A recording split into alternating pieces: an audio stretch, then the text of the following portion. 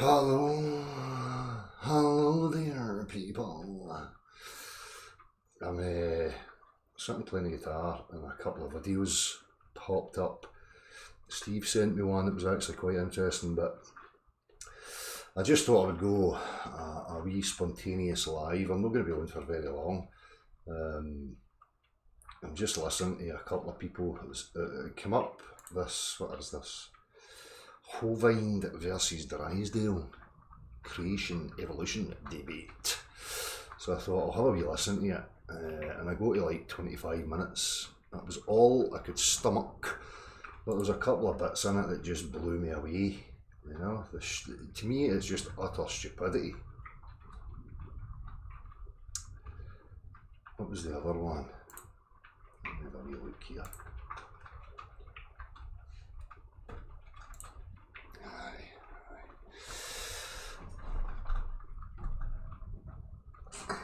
Let me just start here with what they said. I'm not going to show it, right? Hopefully you'll hear it. So we've got two people here who are debating creation and evolution. Both are just stories. Both are just narratives that people want to believe in, because we are within the effects of this reality, right? And these people are clambering over themselves to try and come up with some existential storyline. And that always bothered me because, you know, I've said so many times here on this platform, when I'm talking about science exploration, I'm talking about human beings, you know, practically moving through reality and figuring out as they go, you know, advancements and understanding of substance and their behaviours and how we can utilise them and yada yada. I've always had a problem with science and scientists professing these existential storylines. 14.5 billion years ago this thing happened and such said this and blah blah blah blah. What the fuck are they talking about? I mean, it's a symptom again of the bewilderment, right? And these people in particular have a fundamental, you know, basic flawed worldview, right, that they're just so enamoured by that they can't see past it, right? And they will defend it because they become so invested and so involved in what they believe and what they want to be true that they'll just keep perpetuating the same old drivel over and over again rather than just being real with themselves. I don't know how these people end up in these positions, you know, whether it be in academia or these characters on YouTubes and Tinterwebs. I mean, they're talking about don't want to give children faulty information, yada yada. You're telling them fucking stories, both of you. The reality probably is that we are within the effect. They're talking about energies and this, that and the other. You don't even know what energy is. And you're going to try and quantify it, quantify the prime mover, the baseline of our existence.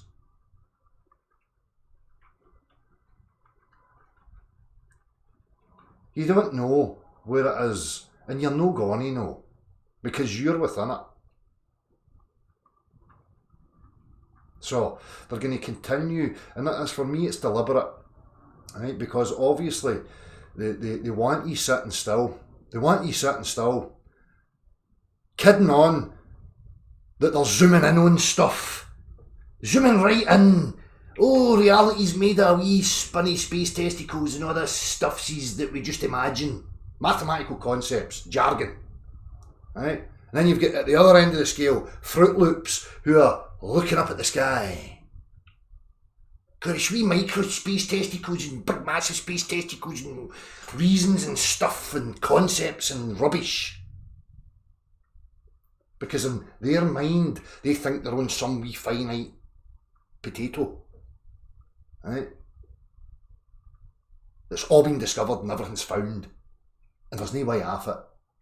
And they're trying to theorise and conceptualise their place within the cosmos and the universe and all this rubbish.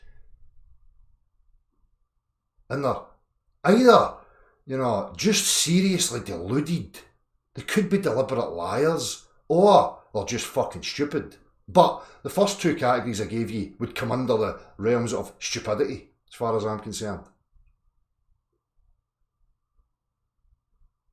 The reason these things are pushed is because it stifles proper exploration, real knowing and understanding of the reality that we're in. Up to a limit, because as I said before, you're within it. Energies and all this stuff, all it is effect, creating effect. You are an effect. Everything you experience is an effect. So you need to ask the question, why are these things continually being made relevant? Why is it in mainstream? Why is it in education? What is the relevance?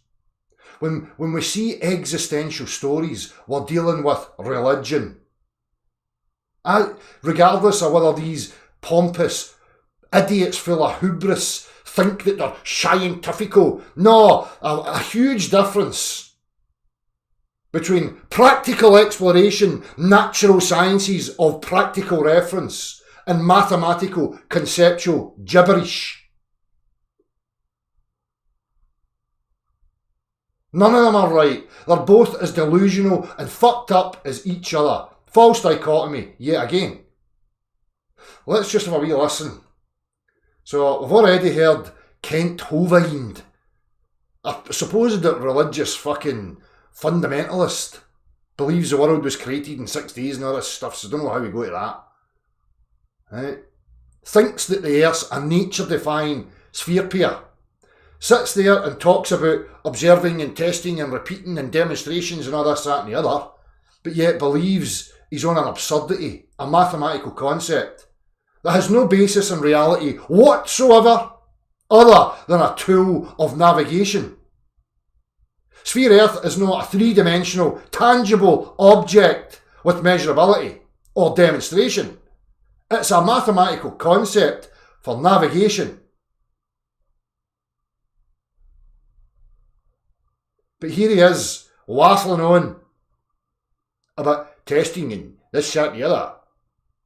You want to apply that to your nonsensical, globular, heliocentric stupidity.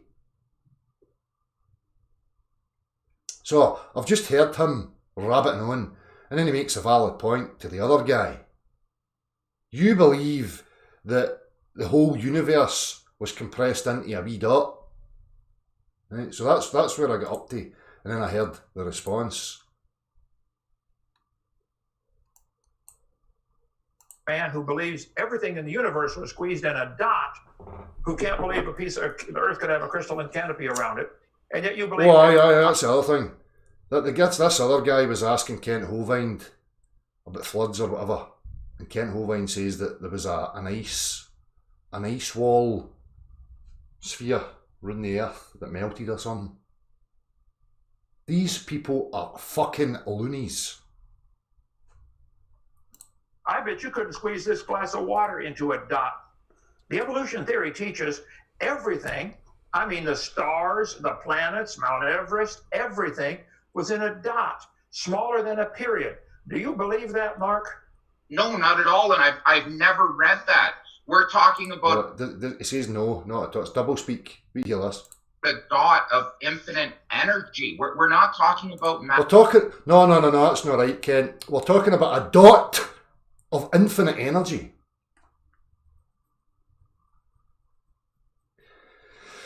Is it just me? Infinite and a dot. That would mean it's no infinite. That would mean it's fucking well finite. You stupid, complete and utter moron. How the fuck can a dot of infinite energy even be reasoned in your mind or anybody else's?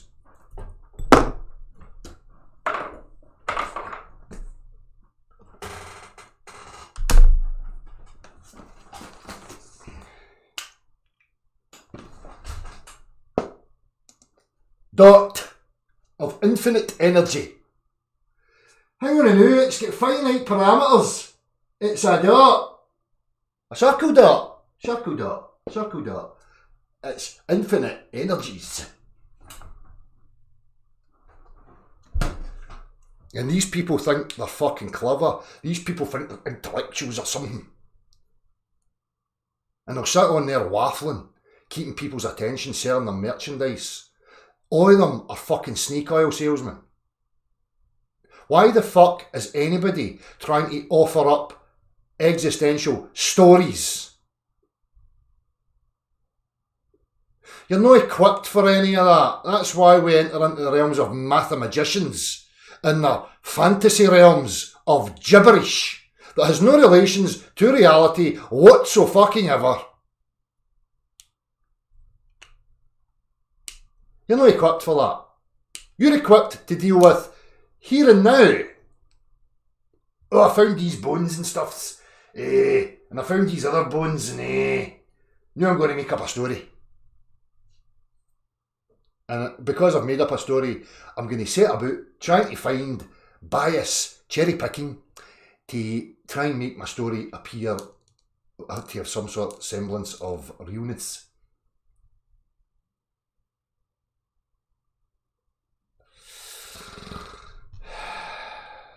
Matter.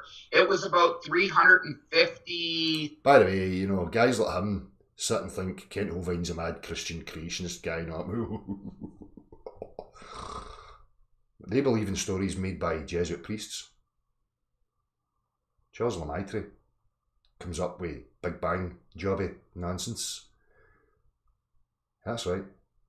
And then idiots like this think it's scientifical because they've got gibberish written down in bits of paper. Axioms pulled out of fucking thin air, put onto bits of paper and extrapolated upon, and then put it into the education system as something to aspire to and incorporate into your mind as if it's got some sort of semblance to reality. And because these people invested their time to try and get some sort of semblance of understanding of it, they're invested in it. And they don't want to ever admit that they've just wasted time. So they become zealots. And will cling to their dogma like fuck. Just because. Because they don't have the cojones, the backbone, the integrity, the honesty to be a realist and live in the now. And deal with reality as we progress. As soon as I see somebody trying to project imaginative stories into the future or into the past, I'm dealing with an insecure lunatic. So Mark Drysdale and Kent Hovind are just as bad as each other.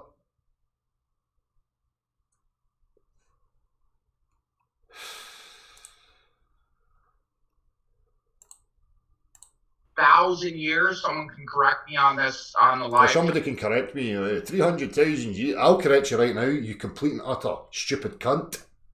What are you talking about 300,000 years for? How old are you, son? By the looks of you, mid-40s. So you've had conscious experience of maybe, 40 years. How diluted and influenced was that experience? Have you ever addressed it? Huh? Probably not. Because you don't know how to. Because you're full of your own hubris. And think you're something. Some delusional creation of yourself. Based on influence from your cult. You're.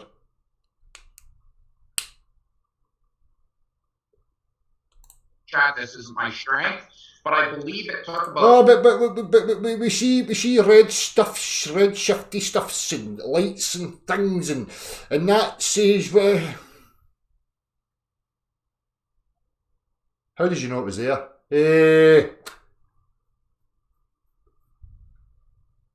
Before you made equipment to try and detect it? 350,000 years after the Big Bang, where the singularity started to expand. Oh, see, 350,000 years after the infinite energy that was in a dot.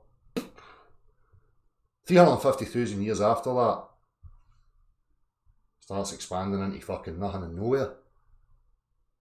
and then gas, stuffs, duck, rock and all that, just all came together in a vacuum. What basis in physics is any of that got? None. Absolutely none. This is what I'm saying about how people can become so blind and influenced by language, because mathematics is a language. Now, if we apply any of this to a physical understanding, it falls apart instantly. What happens in vacuums? Everything goes outward equally and finds equilibrium. We don't see planetoids forming. We don't see gas coming together, condensing and compressing to make wee perfect sphere testicles that zip around each other and all this rubbish because they warped and bent space-time concepts. How the fuck? I mean, people talk about people like me as if we're some sort of fruitcakes. I mean, come on to fuck. Really? Really? And the energy out, that we actually started to get matter. I don't think anyone says that the Big Bang... They talk about that like facts. 350,000 years after the Big Bang, you know, we started to get matter and stuffs. Produced matter. We've never said that. I can show you hundreds of quotes. Time and space expanded out. Time and space expanded out. It never says that the Big Bang created matter. So what, it came later? So space and time expanded out from an infinite finite energy point. What is it? Is the infinite energy in some other dimension, and it poked a wee hole through into this place or something? I mean, what the fuck? These people can't even see the fucking flaws in their own reasoning. Wow. That's enough of that. Kent and his fucking ice spheres round the earth concepts, and this clown talking about gibberish, infinite energy and a dot. Whatever, son. Geese peace. Clown. Shut up, you.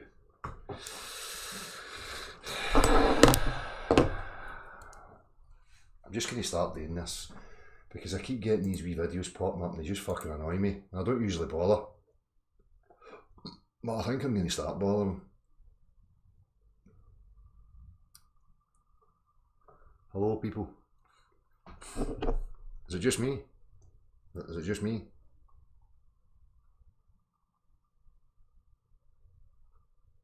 Have I ever heard of gravity? Aye.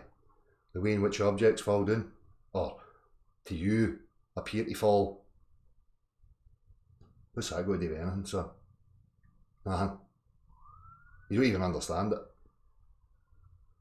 It's just gibberish.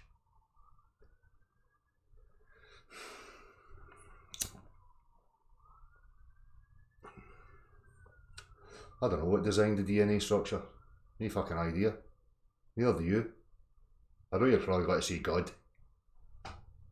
What does that mean?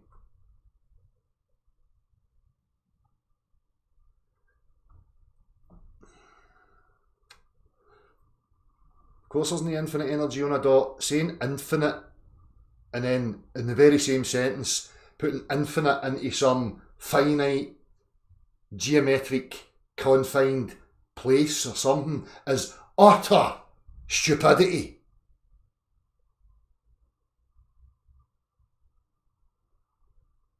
Because as soon as you say it's in a dot, it's finite.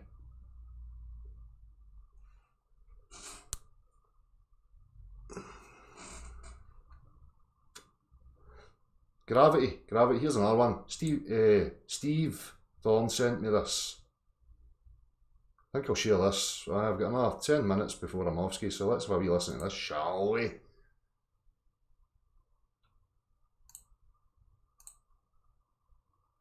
Modern explanation of gravity, which I put into my Earth is like a magnet. When I was a kid, I was told that gravity happens because the Earth is like a magnet.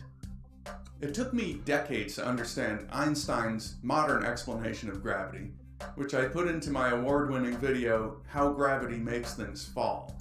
Gravity doesn't make anything Gravity's no a thing. But people still ask where the force of gravity comes from. Force, it's not a force either. Unless you're going to assert that it's something pressing on something. Well, let's see. If something is accelerating, that requires a force. So gravity must be a force, right? It's not. Isaac Newton described it as a force, but today we say that when something falls and accelerates, no force is making it do that. Even more counterintuitive, the acceleration of gravity is actually upward. What? Excuse me? Excuse me? You're not allowed to say that. Oh no, you're not allowed to say that, son. I don't know if you're aware. You probably still believe you live on a space testicle as well. It's not downward. First, consider a situation where there is no gravity. Oh, where have we heard this before? But they've got it moving. Right? How's that? Mass. Gonna get direction and weight. Yo. Things move about freely with no forces being applied to them. In Something must have been applied to them if they're fucking moving about. physics, this kind of motion is called inertial. Things are moving or not moving by way of their own inertia only. If we're observing something while we ourselves are moving about inertially, we say that we are in an inertial frame of reference. Objects moving inertially, as measured in an inertial reference frame, travel at a constant velocity. Nothing is accelerating. This is captured in Newton's first law of motion. There's no way to define what's moving and what isn't. All motion is relative, and if we want to say that an object is at rest, we have to specify that it's at rest relative to some reference frame. Measured against a different So us on Earth, and I'm standing still, and you're here on Earth, to you, I'm standing still. reference frame. But if the reference frame's moving and somebody's outside it, then we're no standing still, we're moving. That same object might be moving. There's no such thing as absolute motion or absolute rest. But now suppose that we fire up an engine and begin to accelerate in one direction. From inside our spaceship, now things have changed. We can tell that we're no longer in an inertial reference frame. If we release an object, it begins to move as if a force is acting on it. It accelerates. But no such force To terminal velocity. And different things will fall to terminal velocity because of air resistance and air volume and whatever else. But when they do it in a vacuum, they all fall at the same fucking rate. I wonder why that is. actually exists. The object is just floating freely, and the spaceship is speeding up around it. Yes. The ship's walls are now constituting an accelerated or non-inertial Notice how they're showing you this in like uniform. They're not showing you spinniness, right? Because this wouldn't work. In reality, would be a shambles if it was spinning and wobbling and gyrating all over the fucking place. reference frame. And in that reference frame, inertial objects appear to accelerate in the opposite direction. Up here. One of Einstein's brilliant realizations is that you cannot distinguish between being accelerated in one direction and being under the influence of gravity. From inside an elevator car, you couldn't tell whether it's sitting on the surface of the Earth or in deep space and being accelerated in the direction of the ceiling by 9.8 meters per second squared. In either case, if you let go of an object, it will accelerate toward the floor at that same rate. But from the perspective of the object, that is, in its inertial reference frame, the elevator car appears to be accelerating, ceilingward. Einstein realized that rather than How does that work on spinny testicles then? Doesn't he, does it? gravity being a force acting at a distance that accelerates freely moving objects downward, we have to say that instead, gravity puts us in a non-inertial accelerated reference frame. And we have to say that the surface is what's being accelerated upward. But why? What's special about inertial reference frames? It's because inertial reference frames are where the laws of mechanics take their simplest form. No external influences need to be taken into account. So, when you are sitting in a chair, you are quite literally being accelerated upward. But you might be saying, acceleration is a change in velocity, and we aren't speeding up. No. But speeding up along a straight line is only the most familiar form of acceleration. Yes, because within the reference frame you have to overcome it. So you continually have to keep accelerating. If you swing a ball in a circular manner, you're constantly accelerating it toward the center of the circle, even if it isn't speeding up or going anywhere in particular. If you let go, the ball gets flung off, and it begins traveling inertially. When you remove that real force, the ball goes from being accelerated to moving inertially.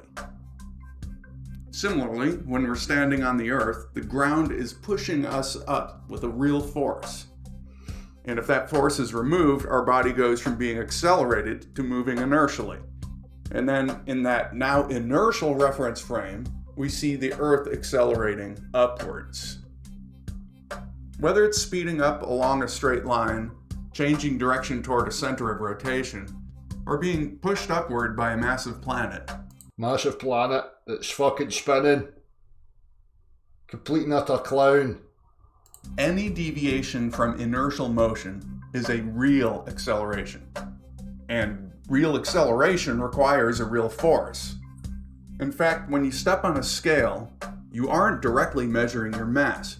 You're measuring the force required to accelerate you out of your inertial path toward the center of the Earth.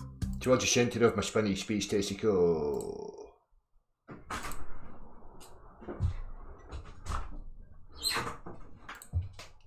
Thank you. Thank you. Sorry. Thanks. You're welcome.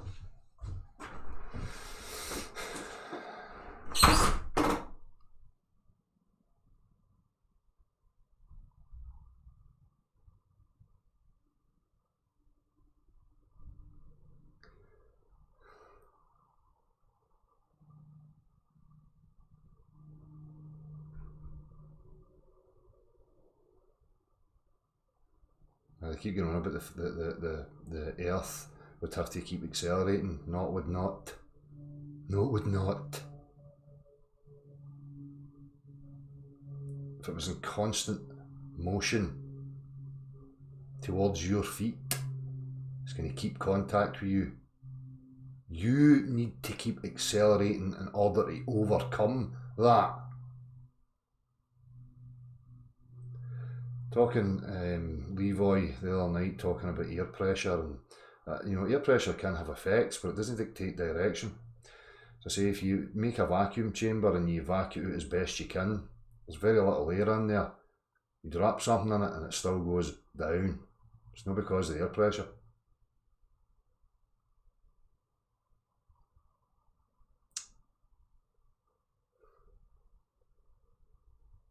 The Earth is stationary in the universe. I don't know about that. I don't know why people keep saying that. How's that been established?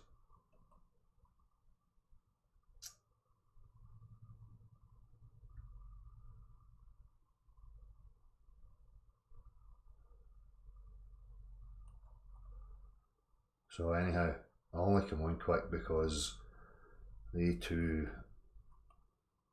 at best, deluded people, at worst deliberate liars, are waffling on and on and on about their fantasy beliefs, and they drag people in because majority of human beings are questioning and looking outwardly and listening to people and yada yada, and they don't understand how to process information. They don't understand how to think clearly for themselves, so they'll be influenced by this gibberish.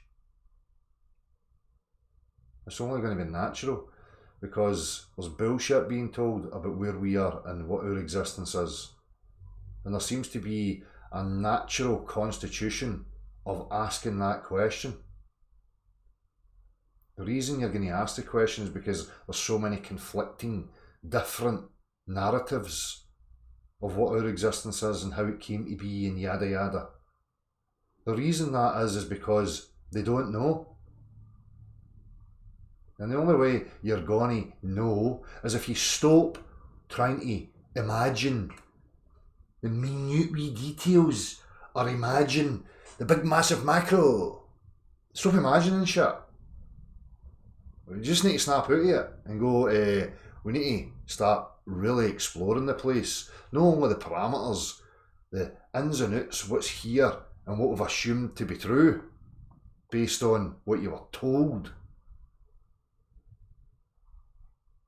But they'll have you believing they've discovered everything. They know it all. There's only wee minute things to think, so sit back and try and invent some useless twat rubbish to make your millions so you can buy fancy cars and sit in the fucking castle and go, ho ho ho, I made it, I'm so advanced. It just stifles you. You're not going to grow. You're not going to get any further understanding. You're going to get running around in circles all your life. Looking. Or you might be like one of these guys who, because they can understand a concept, invest their whole being into the concept and forget that it's a concept and delude themselves into actually affirming that it's reality, and then they're going to defend it. Not only because of emotionally invested in it, but because there's invested interests in regards to monetary gain, power, and they need to perpetuate it. So people are wasting their energies, resources on utter, useless gibberish.